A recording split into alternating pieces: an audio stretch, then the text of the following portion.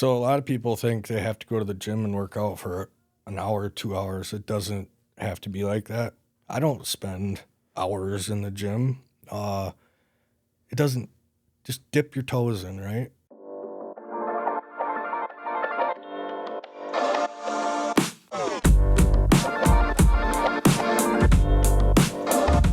Welcome back to the Talk Midland podcast. I'm your host, Logan Richetti with Modern Realty. Today I have a special guest, my pal, Adam Wittbrodt. He was a 20 under 40 award winner from the Midland Daily News this year, and we have a lot to talk about. So thanks for hopping on. Thank you for having me, Logan. Let's go back. Let's start from the beginning. You got an interesting story. Take us through it. So the very beginning, I'll back up. I'll try and keep it short. I mean, I can get into the details about it, but ultimately what happened in my youth, there was trauma, right? Everybody's trauma is different.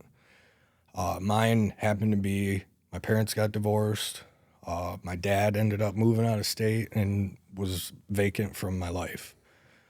So that really impacted me. I started looking for, that male figure, and I found it in some peers in the high school days, which I didn't find necessarily the right peers. Got astray, got into using, different substances, which I already had my foot in the door when I got injured in baseball. I played baseball, hurt my neck. I was prescribed Vicodin. So at that point, I didn't realize it was a red flag, but I was going to my mom in 2 hours, 3 hours after I'd taken my dose, and she said, Adam, it's not time yet. So, and I would ask for it. Well, you got to wait another 3 hours before you can have your next dose. So not knowing opiate addiction, it wasn't as well known back then. So I look back at that point as being what could have if I had the awareness, things may have been different. But fast forward a few years, I had death in the family, and my grandfather, my dad, and my grandmother all passed away 2001, 2003, 2005. Jeez. So once again, trauma.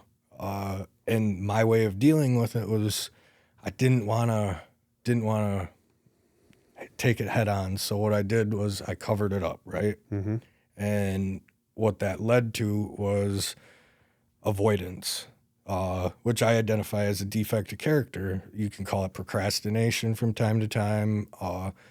It's at its core, though, I avoided dealing with these emotions, and I used, which led to some legal issues over the course of a 15-year addiction. Wow.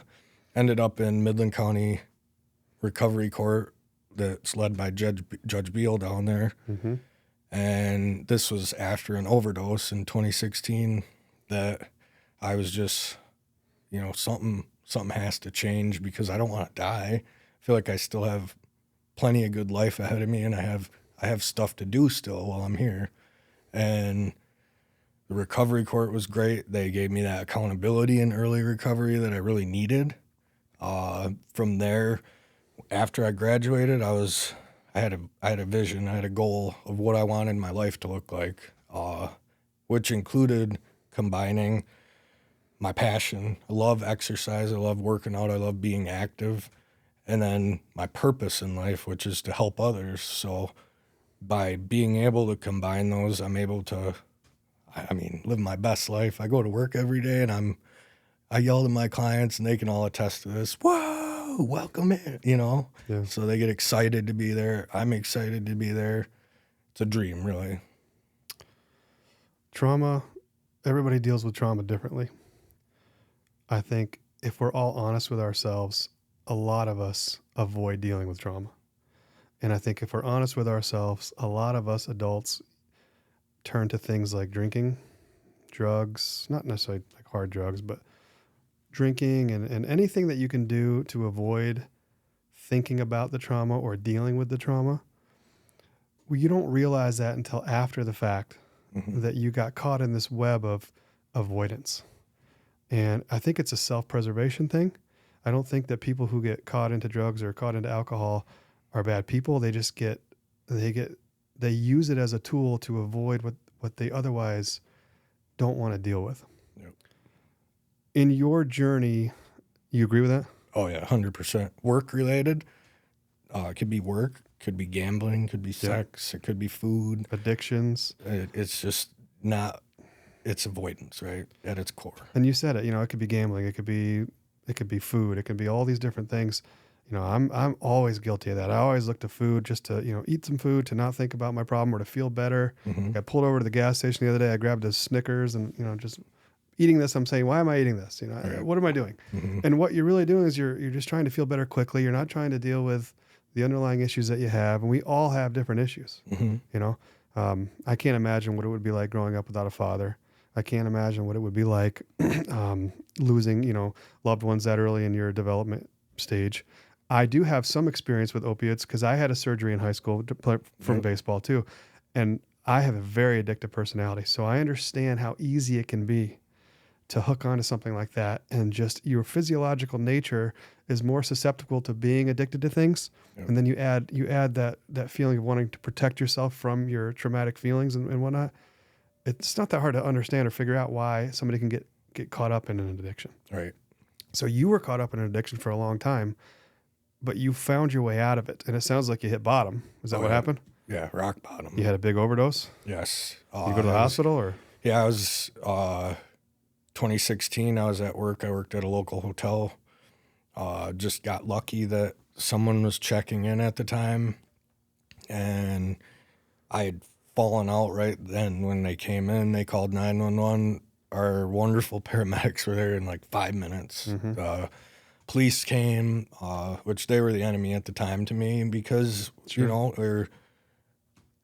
I was the one that was breaking the law. Yeah. I was the one that, it was all me. So once they picked me up, they took me to the ER, made sure I was all good to go, and it was a big wake up.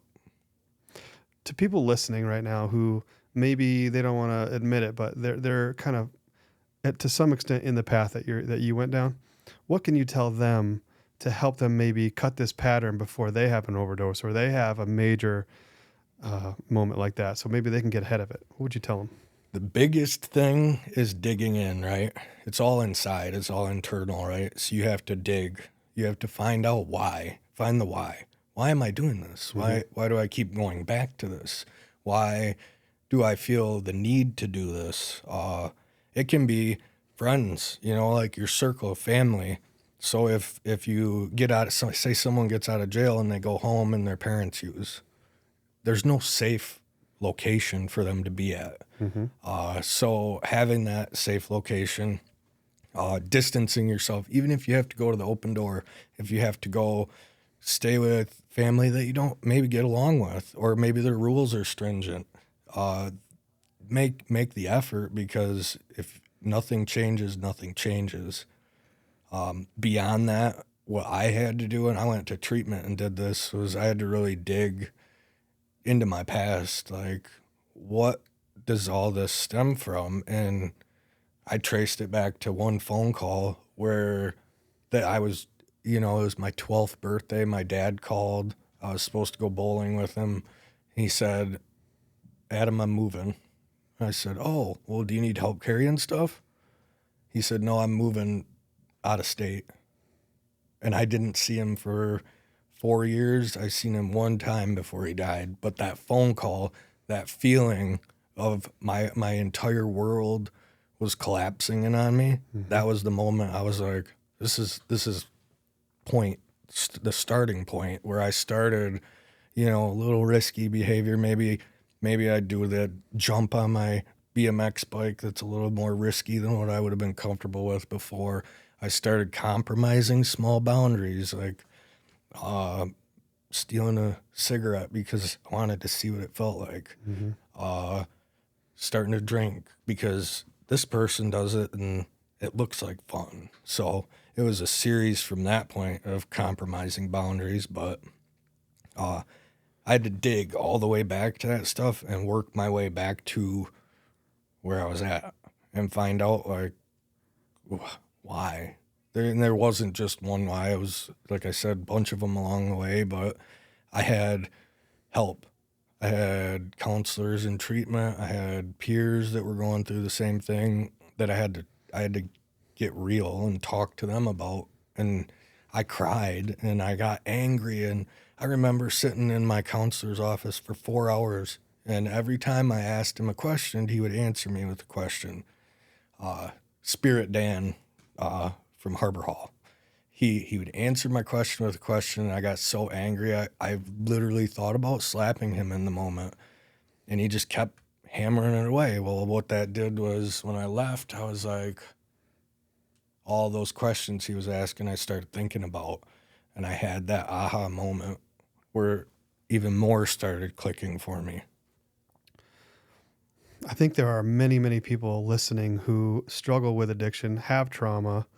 They're not necessarily at the level where they need to go to Open Door and seek treatment. They don't need to go to a different home. They need to continue to function and live and raise their kids. Mm-hmm. I believe that counseling is the best solution for someone like that. I think a lot of people are afraid to take the step of going to find a counselor. Mm-hmm. My mom was a mental health counselor for 35 years. I always thought that it was silly. It was voodoo. It was for people who had problems. It was for people who were messed up. What I never realized until much, much later in my life, where I got old enough to be humble enough to go do some counseling, right, was how incredibly beneficial it can be for dealing with past trauma, current struggles, future aspirations, all of that stuff. Mm-hmm. And I'll be honest with you, you can't always talk to your spouse or your loved one about your deepest, darkest secrets and your deepest, darkest trauma. It'd be nice if you could, but you just don't feel comfortable doing that. Mm-hmm. And that's okay. What do you think about that? Do you think that mental health counseling for the average mom or dad or working professional is beneficial? And do you think more people should do it? 100%. Whether it's a therapist, pastor, someone that's not in your immediate circle that you can just go, we all need that person in our life that we can offload some, like you said, thoughts, trauma, current struggles, future aspirations, all of that, whether it's therapist, counselor, pastor. In addition to mental health counseling, I think another thing that can really help people and that I desperately need right now is physical activity. Yes. So let's talk about that. So physical activity, it's our bodies are built to move, right? I always tell my clients, movement brings relief. So if you dig into the science of what exercise does in the brain, it releases endorphins and all these feel-good things that happen in the brain, similar to what, but not on the same scale of what drugs do. Mm-hmm. Dopamine, endorphins makes us feel good. It's an antidepressant. Mm-hmm. And most of all, like I said, we're built to move. When we don't move, it creates imbalances, and then we're in pain from the imbalances. Well, you're describing my life right now. Mm-hmm. A lot of people listening, I think, feel the same way. They want to do more physical activity. They want to have more heavyweight lifting, more cardio, more stretching, more mobility, more flexibility, just the things that make you sweat to feel good. Mm-hmm. But it's very, very difficult to create the self-discipline to do those things on your own. And, everybody has the same 24 hours in a day, but it's very easy to make excuses why you don't have time to put yourself first. Over the past couple of years, I've been really, really concentrating on trying to figure out ways to put myself first and prioritize myself more during the work week, but it's very difficult. How can a personal training relationship with somebody like you at Level Up Fitness help somebody like me get dialed back in? So a lot of people think they have to go to the gym and work out for an hour, 2 hours. It doesn't have to be like that. I'm not competing in the Olympics or the NFL or Major League Baseball at any time in my near future, or ever. I don't spend hours in the gym. It doesn't, just dip your toes in, right? Mm-hmm. Do something. Walk 10 minutes. What I have my clients do is I'd say, Logan, give me, what's your schedule look like? What's your available open time slots? How much time can you dedicate to exercise? Mm-hmm. If you told me I can do 50 minutes a week, I can work with that. Let's do it. So what we offer at Level Up is hybrid training. So it's a combination. You still get the in-person training sessions with the in-person instruction, but we also have an app. So then it's super convenient, right? you can do it at home. I'll build you a workout you can do at home in 10 minutes. Boom. You check the box, you got your blood flowing, you're developing habit. So cardio, you can't do it back to back, that's fine. Do your cardio the next day. And in the app, we build out the workouts to where it works with your schedule, because sustainability is going to be the number one contributor to your success, right? If I gave you 5 hours and you told me I only have 50 minutes, are you going to be able to do that? No. So, well, build me a plan real quick. Walk me through what the process feels like when somebody comes to you and they have limited availability, but they have the desire to work out and get in better shape. They want to use a hybrid model that you offer. What does that look like? Where do we start? so if you had limited time, I would suggest starting with like one session a week with me. Okay. From that point, we can develop a basis to your movement patterns. We can review movement patterns on a regular basis. We can talk nutrition while you're there. And then I can give you homework, right? So a lot of my clients have imbalances, right? So even our positions are sitting in here. If you really dive into it, our hip flexors are shortened, our glutes are lengthened. And people who sit at desks all day, they develop these imbalances. So maybe I build you a daily routine that you can do in 3 minutes. It's going to help offset your sitting. Over time, this stuff will realign your skeletal system to where you can move and you feel better. Then when you get more time and you start working out, your workouts are going to feel better. So the workouts are going to be tracked in this app? Yes. So I'm going to put it on my phone. I'm going to plug in what I do. And you as my trainer are going to have some kind of connection to that app. And there's going to be some kind of accountability measure. How does that work? So every time I have a client finish a workout, I get a notification. Okay. If I'm not driving, don't text and drive. Don't drive on your phone. Once you finish the workout, it kicks out a notification to me. I can then go in and look at all your numbers, how long it took you, talk to you. Hey, how'd the workout go? You respond, I had some knee pain on the squats. All right, well, let's work on that. We'll focus on that on our in-person session. Any other questions, comments about the workout? No. Okay. Good job. That's it. Simple process. It's when people follow the programs, it works 100% of the time. What about food and nutrition? How do you build a nutrition plan around a working dad who needs to work all day but has dinner at night? How do you design that? So I like to talk to people about biofeedback, right? So let's say sometimes I talk too fast on this stuff. So if I mention terms that you aren't familiar with, just let me know. So your basal metabolic rate, that's basically what your body needs to function at rest. So if you're laying down, if you're sitting like this all day, you still need calories for heartbeat, for breathing, for thinking, for bone density, for our skin. We replenish all the time. That takes energy. The only way we can get energy is calories in. So we need this basic total, and then I calculate your energy in, what you're going to need total based on your estimated movement. Now, this stuff you could have a doctorate in nutrition sciences, and it's still a little bit of guesswork, but that's why I lean on the biofeedback. So I wrote a book, actually, about this where incorporates sleep, hunger, energy, recovery, digestion, stress, and how all these things they're intertwined. So if you're in a caloric deficit, this is how your body's going to feel. This is how it's going to affect your workouts. This is how it's going to affect your recovery. Your digestion is going to change. So even your bathroom habits might change. So when people can learn how their bodies start to work, you don't need to necessarily track all the time. So that mom or dad that's got kids in sports, they're super busy all the time, they can, okay, I can feel myself, I'm getting hungry, I should eat, right? Instead of waiting until 10 o'clock at night to eat your first or second meal of the day, knowing like I need to fuel my body earlier. Or if you're in a surplus, the same concept applies. So having a scheduled meal, right? Knowing I need to eat earlier to get all these calories in. So coming to you for a full service,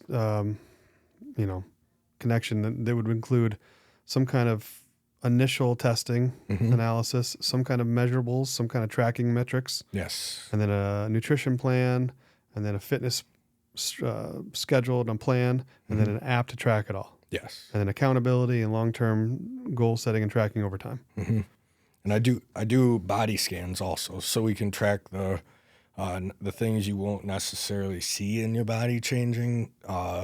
So basically, it measures your body fat and your muscle mass. So if and I've had clients that this has happened to, where the scale may not be changing a whole lot, but when you lose 2 pounds of body fat and you gain a pound of muscle at the same time, the scale doesn't show as much of what's actually going on in the body, where the body scanner does. So, well, let's take the scale out of the equation then, because that makes a lot of sense. If you're trying to build muscle and lose fat, your weight loss is not going to be a measurable that makes any sense. right. Other than body mass index analysis, what other metrics can you track to check out how much you're losing versus how much you're gaining in muscle? So in the are you talking in the scanner? Yeah. Yeah. So that does body fat percentage. It does body mass index, which I don't lean on because body mass index just takes height and weight into account. It doesn't actually take muscle mass into account. So you look at those factors, and you never want to lose muscle mass. The more muscle mass you have, the better. So I find all too often people focus too much on this value that shows on the scale when you step on it, when really, if you are gaining muscle and so let me throw an example out. I had a client who came to me. She wanted to be 135 pounds. And I said, why do you want to be that? Why do you want to be 135 pounds? She said, I was 135 pounds in high school, and I want to look like I did then. I said, okay, well, your body's different now, wouldn't you say? And she said, yeah. And I said, so if you felt like that and looked similar to that, but you weighed more, would you be okay with that? And she said, yes. Sure. So when we worked her calories up from where they were over time and got her to, she ended up putting on some weight. She was thrilled with how her body felt, her muscle definition, her, and she threw that goal of 135 out the window. She felt great at 145. Yeah. So your metric for success for her was the body mass index or the body weight percentage. How did you define success for that client? For her, success for her was immeasurables, really. It was how she felt. Right? So her skin, she could see her muscles more. She could, she was stronger. She didn't feel as exhausted because she was in pretty significant calorie deficit, which I could get into the science about adaptive thermogenesis and what happens if you're chronically undereating and how that can actually contribute to an increase in fat. Yeah. And bone density can decrease. There's all sorts of negatives to that. But for her, it was just getting to a point where she felt comfortable in her skin.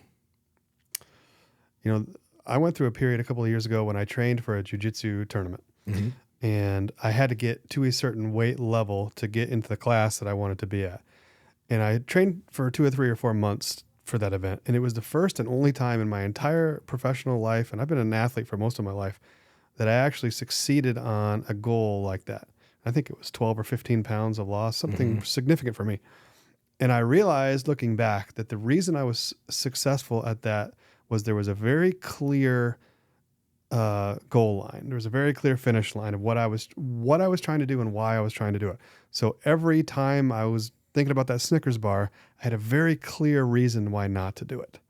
So I don't know if anybody else listening feels the same way, but I know for me, having a very, very clear reason or motivating factor for why to take or not to take certain actions over a long period of time has been really instrumental for me. So I need another one of those. Right. So I've almost even thought about like signing up for another jiu-jitsu tournament just so I can try to go back to that number and get into that physical condition. But what do you think about that? Does that make a lot of sense? Is it easier when you have maybe a goal or an objective that isn't necessarily quantifiable, but the quantifiable results are the result of the goal? Right. Yeah. So, looking at it as just like a simple question, what's your why? Yeah. What's your why? What's your why? Yep. Why do you want to get back to that point where you were at when you trained for that jiu-jitsu tournament? Why do you want to get back to that point? Is it you felt the best you felt in years, right? Yeah. At this point in my life, all my fitness goals revolve around energy for my kids and sustainability for my kids. So anytime I have sugar, my whole body inflames really bad. I have a sugar addiction. I admit it. I cannot live without sugar. So I've tried keto a couple times, but it's hard to sustain for me. I'm not very disciplined at that. But everything I'm doing in my life in terms of trying to get my fitness better revolves around wanting to be on the carpet. Right. Wanting to be able to pick up the girls and carry them up the stairs and not want to have to feel like I need to lay down to read books. I want to be able to sit cross-legged and read books. So, at the age of 40, which a lot of people are, 25, 35, 45, your body changes. You don't get to feel the way you used to feel when you were 25. Yeah. And so I think you're doing a great job of helping people, especially around our age, to reclaim some of that youth and prolong your youth a little bit, because, that's a pretty strong why, wanting to be able to spend time with your kids and wanting to be wanting to be a good role model. But also there's vanity too. You want to feel good about yourself. You don't want to be sucking your stomach in the middle of a podcast. Right. That's hard. I've been sucking my stomach in my whole life. And people don't realize if you grew up skinny, you don't understand what that's like. But if you grew up a little pudgy or overweight, you're connecting with me right now. It's just it's the worst. I was sitting at breakfast this morning with Finn, and I'm looking at myself in the mirror at the bar at Zinc, and I'm like, you know what, Logan, you could do better than that. So one of the reasons I was excited to have you on this episode today was I wanted to talk to you about that, and I wanted to really get serious about committing to fitness for myself. So I'm hoping you can help me. Yeah, absolutely. All right, cool. We'll talk about that. I want to step further on your why, right? Because I have so many clients that are in their 60s. They start in their 60s, right? Yeah. And it's never too late, right? Yeah. So one client, her name's Terry. She got, went through this process, getting into shape. And I remember her going to Mexico with her grandkids. She was able to snorkel with them, and she was able to go zip lining with them and do all these activities. And so even further, you're in your 40? Yeah, just cracked 40, yep. Yeah, so thinking about even further down the line, when your kids have kids, maybe you're 70, maybe you're 80, and can you imagine grandkids, even great-grandkids, being able to keep up with them because you kept moving, you kept your body in the best shape you could? It's a lot like real estate investing. Like I said, I'm 40 years old. If I buy a piece of real estate today, in 15 to 20 years, depending on how I amortize it, that building will be owned without debt by the time my kids are old enough to need, cap money for college or whatnot, help starting a family. It's the same investment that you make in your own physical condition. And every day I don't buy real estate or every day I don't invest in my own personal health, I feel like I'm letting my future self down. And I'm watching my parents right now going through health struggles later in their life, and they're fighting, cancers and health decline and things like that. And it's a glimpse into the future. And when you're 19, 20, 21 years old, when you're 16 years old, you don't think about the future. It's just human nature not to think that far ahead. You don't have that perspective yet. Right. But when you hit 25, 30, and you start to crack, you crack 30 or 35, and you start to see things change the way you feel, and then you hit this number 40, and you're like, what the heck happened? How did I turn 40? 40 was ancient, and I still don't feel 40. Most people who are 40 don't feel that way. But dang, we need to figure out ways to help incentivize ourselves and motivate ourselves to get better in our mind, our body, our spirit, dealing with the past traumas, dealing with the things that, you're addicted to, dealing with the things that hold you back from being your best self. And I think that comes through all forms, mentally, spiritually, physically, emotionally, and financially, all those different things. So I really appreciate what you're doing. Let's talk about Level Up, what it is now, and what you want it to be. So Level Up started, it was just me. Literally just, I had 4 clients to start. I had help, a couple guys helped me get a few clients starting out, and at that point, the results produced more clients and more referrals, and it's grown now. I have a few trainers. Let's throw that up on the screen. So there's your crew, huh? Yes. So you were mentioning before we started that some of these trainers you have mentored since high school. Yeah, so Lola on the left in the pink sweatshirt, she started with me. She was a work-based learner through Meridian High School, so she got high school credit to come shadow me. She got hands-on experience for school, for training, which is what she wants her career to be. So she's currently at Grand Valley doing she's in her freshman year at Grand Valley for exercise science. Cool. And so your vision for Level Up Fitness and Lift, is that what it's called? Lift, is to grow into a multi trainer network where these trainers visit and use existing gyms around the city, and then maybe eventually have your own brick and mortar location. Yes. What do you think is the biggest need for health and fitness brick and mortar in Midland right now? Turf space, because the spaces that are available aren't quite as large as you think of a football team, the space they would need to practice indoors in the winter. Also, like a soccer team or a lacrosse team, where do they have any opportunities to get inside in a large turf space? Well, where do they go now? Is the Freeland Sports Zone big enough for that? It is not, from what I understand. The Civic Arena in Midland, where the hockey rink is, they go there. Okay. There's a section that's turf, from what I understand, but it's really hard to get into. I've heard sixth graders are having to practice at 9 p.m. You know, and if I had a sixth grader, I would want them to be, in bed at 9 o'clock. Yeah, no doubt. Because they need 10 hours of sleep. All right. So like I said, most of your clients and most of your trainers, you cater to where those particular clients prefer to work out, or do you ask them to come to a certain gym? So right now I'm currently at, between all of us, we're currently at Edison SmartFit, which is next to UPS. And then we're also at Edge Fitness in Sanford. We've been extended an invite to go to another gym inside Claire. I'm not sure if you're familiar with Claire Family Fitness. So these are the gyms we're currently positioned in to accept clients.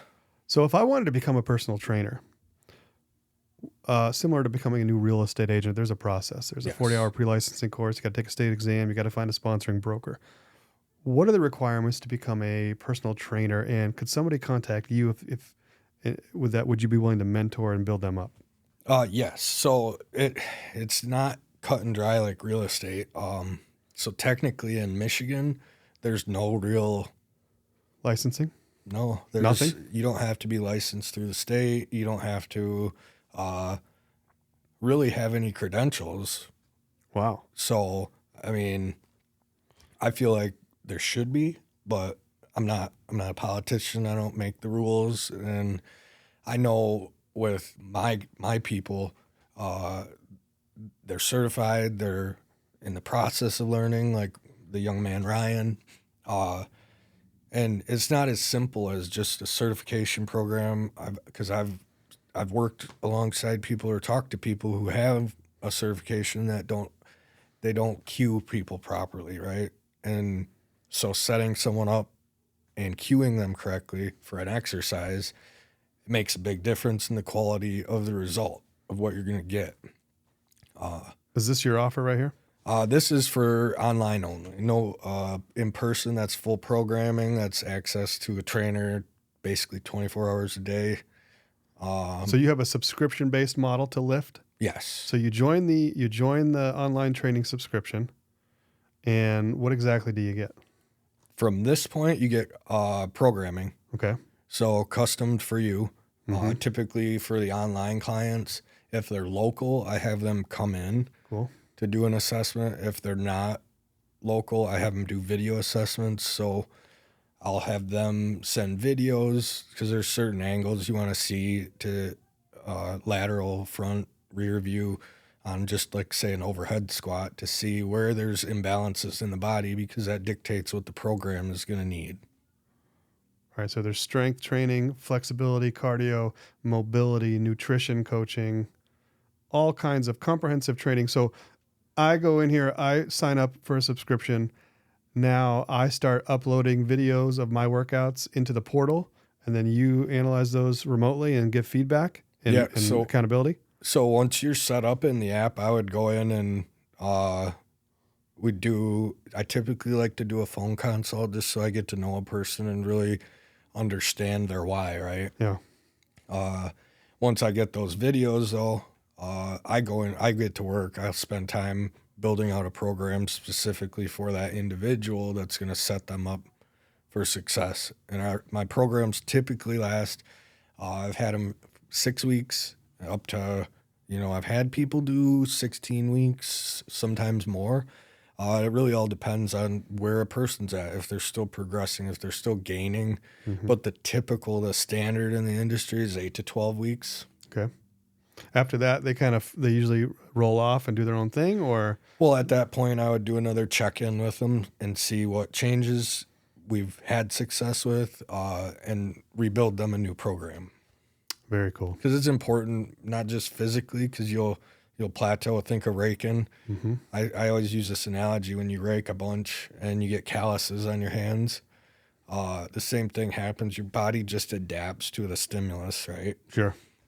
So with that in mind, what I do typically is switch up the program. There's some core movements that we stick to, like the squat, right? Mm-hmm. There's tons of variations of a squat that I can change you from that keeps it fresh for you. Mm-hmm. The lunge, the hinge, there's push, pull, carry, all these that I try to incorporate in every program, some sort of variation.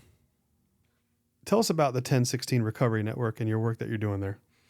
So I was asked by the irony of it, a good friend of mine who, when I was in active addiction, I ripped him off. He got involved. This was 10 plus years ago.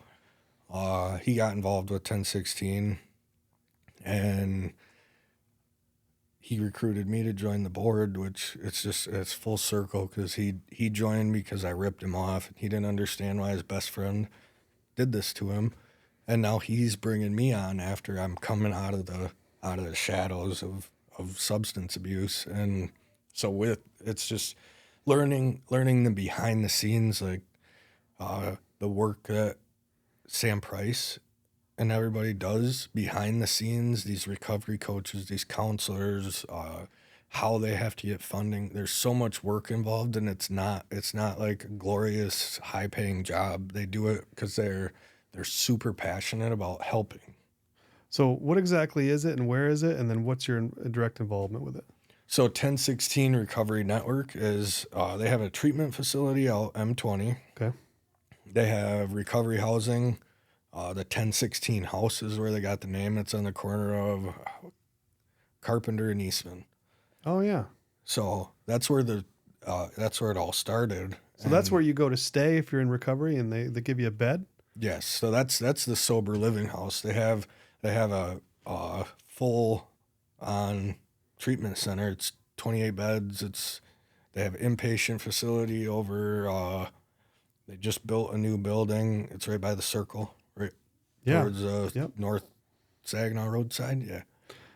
And so you're on the board, but you're doing personal training recovery. Is that what you're doing? So I have some things in the works with some youth. A youth organization. Is not on me to necessarily announce it, but what we're doing is looking at bridging the mentorship, the mentorship portion of it with the fitness portion of it. Cool. So how, think of a troubled youth that may be struggling with trauma, with something where they could focus their energy into something positive, whether it's, punching bag or slamming a slam ball or doing a bench press and then really, really teaching them the benefits to exercise. God bless you. That's awesome. Keep it up. All right, let's talk about cats. Yes. You hit me up for a donation the other day, and I sent one. Yep. But I'm not really sure what I sent it to. Tell me all about it. So my wife is the one that actually runs it's called Stepping Stones Cat Rescue. It's out of Isabella County and just started as a 501c3, and it was April 6th, I believe she got it finalized. Cool. But there's a real need. I mean, how many stray cats do you have in your neighborhood? Tons. Right. Yeah. So the stray cat population exploded when COVID hit, and a lot of things shut down. Well, one of those things that shut down were it was veterinary care, and it was deemed non-essential to do spay and neuter. So Oh wow. at that point, when there's charts you can look at online about the cats, like there's a 64-day gestation period. So these cats, when they go months without being able to spay, the population goes like this really quickly. Interesting. So like I said, I don't know how many strays you have in your yard, but try and call the Humane Society and maybe Midland here and see what their wait list is to get a cat brought in there. Well, I know that cats become strays at apartment complexes because a lot of tenants, when they leave, they don't bring their cat, or for whatever reason, they just leave them there, and then they end up making friends and having babies, and the next thing you know, there's cats everywhere. So this is a real problem, huh? Mm-hmm. And so your wife's nonprofit's mission is to do what exactly? So basically, rescue, spay and neuter, vet all the cats. So once they're vetted, in this process, people think, just take them to the vet. It doesn't always work like that. Like, she's got a quarantine zone set up in our garage. Wow. Where we have to treat cats for coccidia. We have to treat cats for worms. We have to treat cats for fleas. We have to, make sure they're spayed or neutered, because that's a huge component to what she's doing. We have to do all these things before they can be adopted out, and sometimes that process takes quite some time. So during that process, they still eat, they still poop. Mm-hmm. They need litter to poop in. They need food to eat and survive. So this is where the donations come in. Mm-hmm. She needs donations so that she can run the operation, help the cats, and then get them to a loving family at the end. Yes. Okay, so where can people donate if they want to donate? The website, steppingstonescatrescue.com. Thanks for being on the Talk Midland podcast. Thanks for having me, Logan. Boom.